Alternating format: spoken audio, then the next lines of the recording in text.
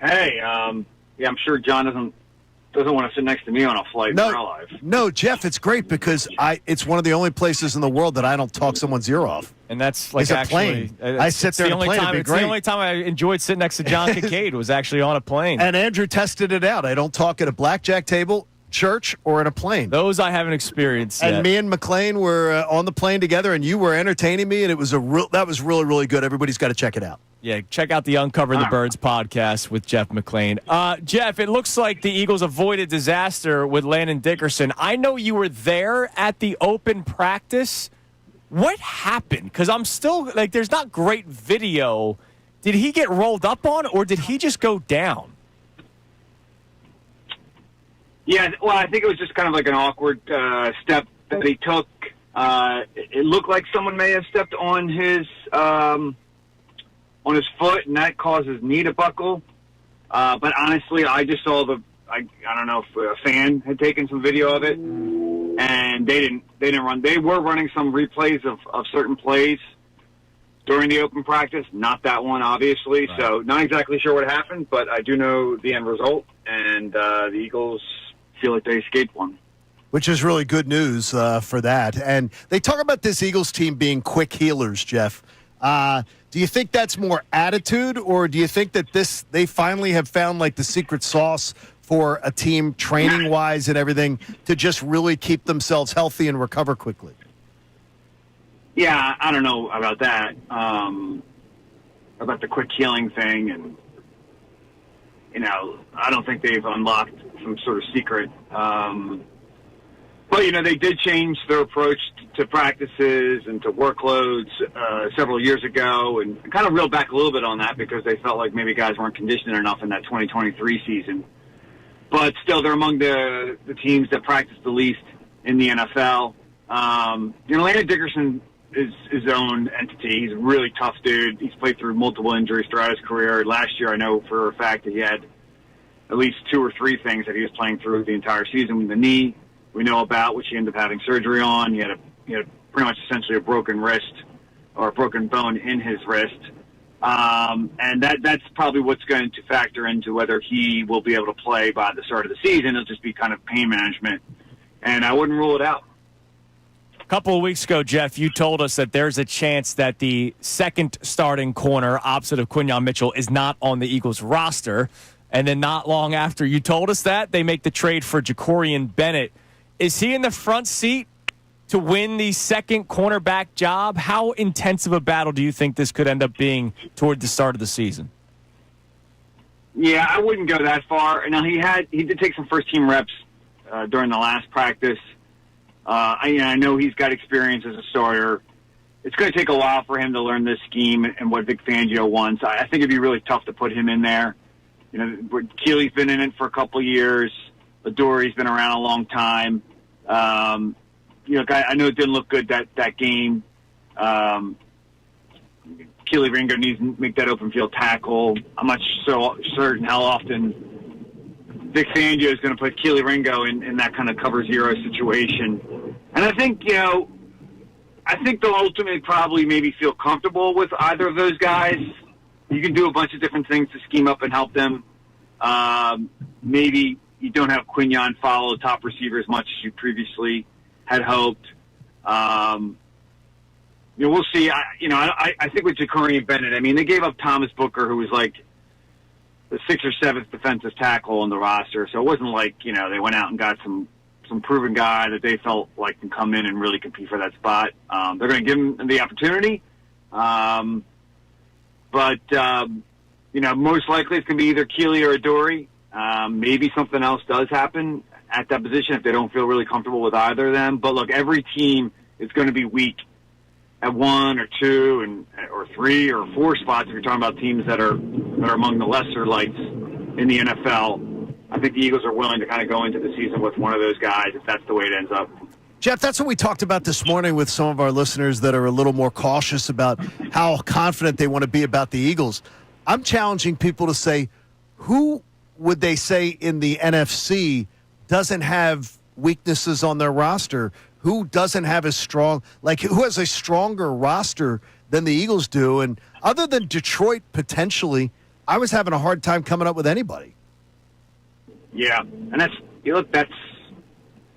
I mean, I don't know if that's objectively the truth, but that's certainly you can make that case. And you look, we live in this town, and Eagles fans essentially look at their own team. We can be fragile about that. I not so much. Obviously, John, if you're pointing that out, that may be you as well. Sure, and that is me. Look around the rest. Yeah, if you look around the rest of the league, right? I mean, just the conference, the whole entire NFL. I mean, I still don't think there's many rosters that can compete with the one that Howie Roseman put together. Now, it doesn't mean that there aren't going to be weaknesses. It doesn't mean there aren't going to be mistakes that were made, and that doesn't mean that they're not going to do something to upgrade the roster here before the trade deadline in late October. But cornerback's not the best. They're not great there right now, and I guess safety maybe is the other one you'd be concerned about. I'd look at edge rusher depth as a potentially a larger concern. But every team is going to have weaknesses. They just have to pick their spots at which ones they're going to be the weakest at. You led me right into my next question, the edge rusher, because that's something that I'm keeping a close eye on. How confident and comfortable are they with Nolan Smith and Jalix Hunt leading the charge? Vic Fangio does a great job rotating players on the line of scrimmage, as we know. But something I was talking about yesterday, it was one thing when Josh Sweat and Brandon Graham were out there and then you were rotating in Nolan Smith and Jalix Hunt. It's another thing when those guys are now the expected starters and you're rotating in somewhat of journeymen now with Azeez Al-Jolari and Josh Uche. How confident and comfortable are they with that edge rusher spot? Clearly they are, because neither of them played in the preseason game. And I was a little surprised about Jalix. I mean, I know they have a lot of optimism about him, and he showed promise late last year, but it wasn't like he hasn't played a full season as a starter. Now he'll jump in there as a starter. But, okay, we'll see how that plays out. Nolan, I think, did take a giant step last year. Do they have the experience, and have they done it at a high level yet, either of them? No. But if you look at that defensive line, it's the strength isn't on the edges. It's right in the middle, and specifically with one guy, Jalen Carter.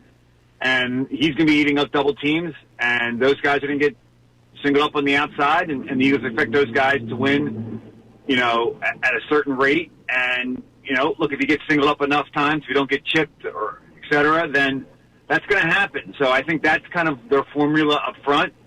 They really like Morojomo and the step that he's taking. He's going to be a really strong second pass rushing defensive tackle. And then you have Jordan Davis.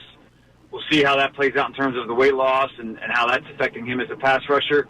But that being said, and Vic Fangio says this every time we ask him, there really hasn't been anyone else that's emerged as like the third guy.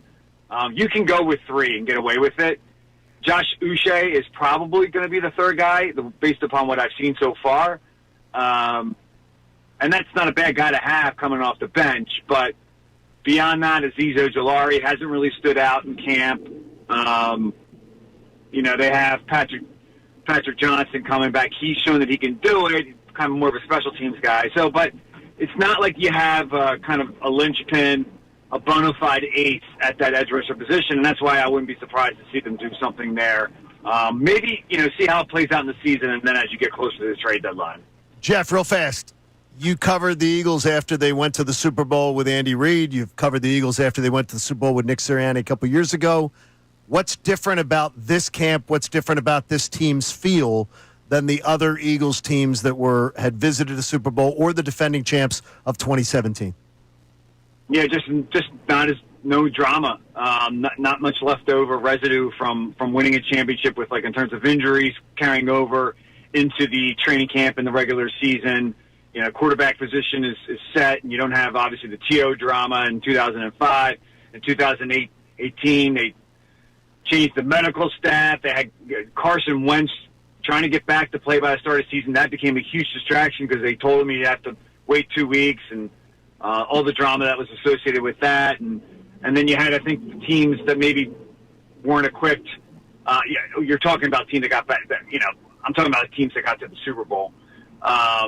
So, that has been the case here. They just have not had anything. I guess Landon Dickerson injuries is the greatest thing that they have had, and even that has turned out to be not that big of a deal as I originally thought. So right now, they're positioned really well for the season, but we still have a few more weeks here before the start, and they still have question marks, so we'll see how it plays out.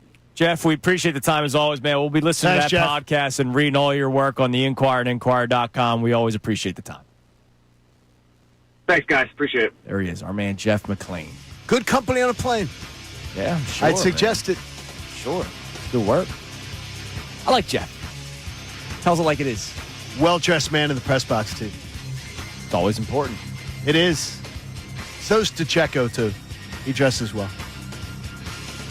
Great. They display themselves well. No, some guys dress like slobs. We have guys in the local media that don't know how to dress. I'm a man of the slobs. I'm just saying. They stand out. It's good work. There you go. I'm proud of them. We should do a power ranking of the best dressed. Believe me, I Eagles could do one. reporters. I could do one. All right, coming up next, more on the Birds and maybe more disrespect thrown toward Jalen Hurts. Honestly, I don't think so. We'll talk about it. Dan Orlovsky chimed in on quarterback rankings next here on 97.5 The Fanatic. Hey guys, Andrew Salciunas from Kincade and Salciunas. Thank you for checking out all of our stuff on YouTube. Make sure you click, like, subscribe on everything that you see. And of course, you can see everything from our YouTube feed. Full shows, interviews, when John's being an idiot, which is like 15 times a day. So make sure you check out all of our stuff on YouTube. We appreciate it.